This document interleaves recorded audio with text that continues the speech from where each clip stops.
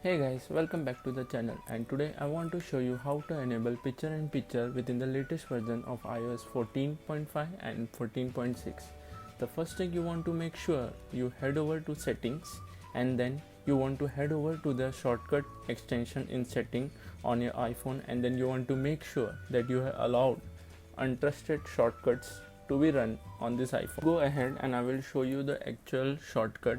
This is YouTube PiP. Don't worry, it is a very reliable method, and this you have to just click on the get started and scroll down and click on allow untrusted shortcut. Don't worry, the shortcut is very reliable, so you're good to go. Then go to the App Store and download Scriptable. Once you have downloaded this app, just click once and open it. Now head over to the YouTube application and play the video that you want to open in picture.